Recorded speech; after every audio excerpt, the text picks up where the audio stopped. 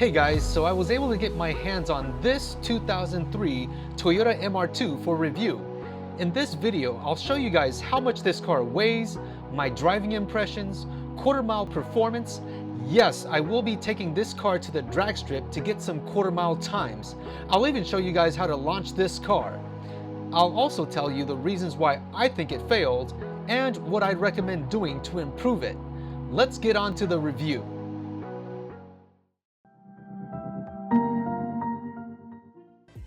This is a 2003 Toyota MR2. Toyota designed it specifically to compete with the Mazda Miata. The Miata pretty much owned that segment. Now, Toyota did make it competitive by making the car much lighter, but it was no longer the MR2 of previous generations with a turbocharged engine and that elegant, sleek styling. The second generation MR2 comes with the 1ZZ FED engine with 140 horsepower.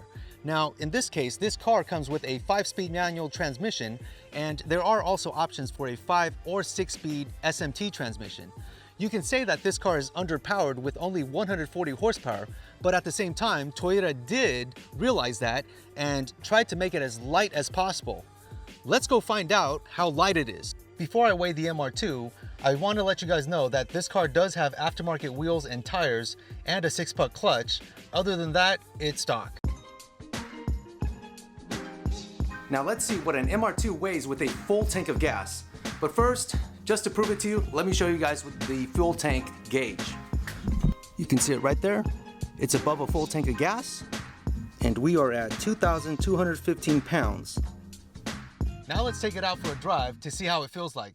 To shed weight in this car, Toyota made it as minimalistic as possible, and you can tell by looking at the dash.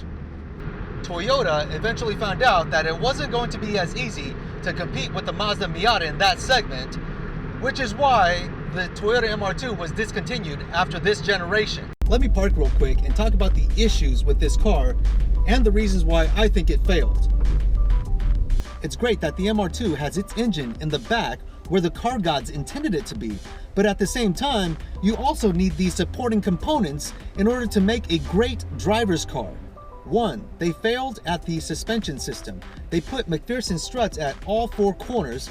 They should have put double wishbone or independent suspension at all 4 corners. And I understand why they did it, because it was to save money. But at the same time, what you did was you handicapped the car, because now it can't put the full contact patch down like a double wishbone system. 2, they should have offered this car with the 180 horsepower 2ZZ engine found in the Toyota Celica. At least that would have been an option compared to not even having the turbo engine option. They could have named it the Toyota MR2 Spyder R or something like that. And number 3, there's a reason why you don't see this car competing at local tracks, because it has no rollover bar. In order to race on tracks, it's required that you at least have a rollover bar so that you can protect the occupants in the vehicle. That was a total fail on Toyota's end, and it goes back to saving weight and also money.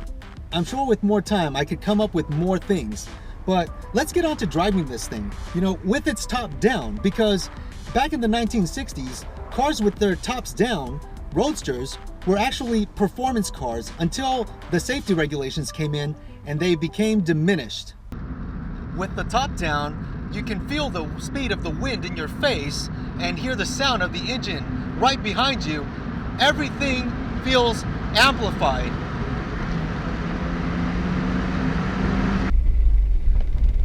This is where the fun starts.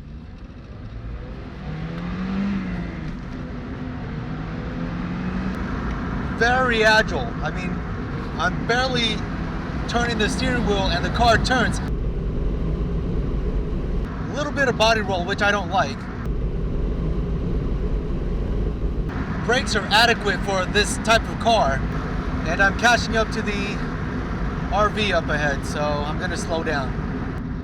Most cars nowadays are missing this organic feel of the person initiating the shifts and stepping on the brakes, the clutch, all that's involved with the driver. Nowadays, it's all computer controlled, and I can totally understand why, because the driver can just focus on the steering and putting the car to where it needs to be.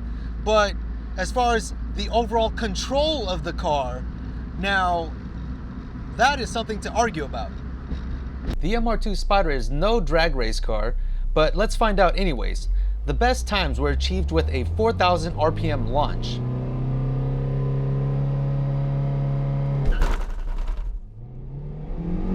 The 60-foot is achieved in 2.3 seconds.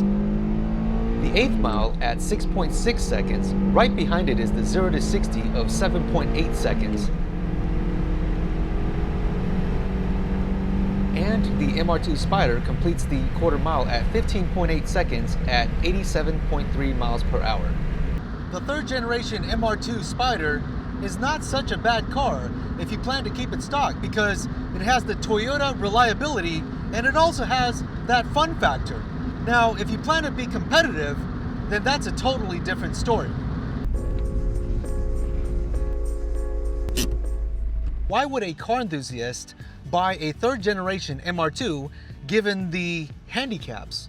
Well, first thing, it's got the engine placed in the rear where the car gods intended it to be. Second, the car is very light for what it is.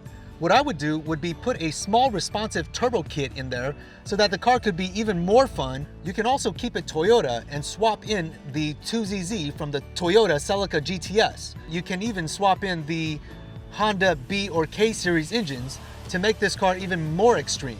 Let me know what you guys think in the comment section below, or what you'd like to see in the next video.